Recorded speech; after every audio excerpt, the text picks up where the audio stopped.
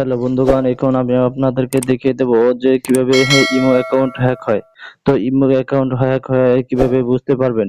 তো বন্ধুরা, imo account hack হয় কিভাবে সেটি বোঝার জন্য আমরা প্রথমে চলে যাব তো আমাদের ইমো অ্যাপসে। তো আমি চলে গেলাম আমার ইমো অ্যাপসে।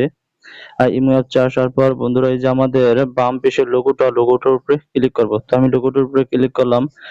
ক্লিক করার পর বন্ধুরা, এখানে দেখুন সেটিংস নামে অপশনটি আছে, তো সেটিং অপশনে ক্লিক করতে হবে।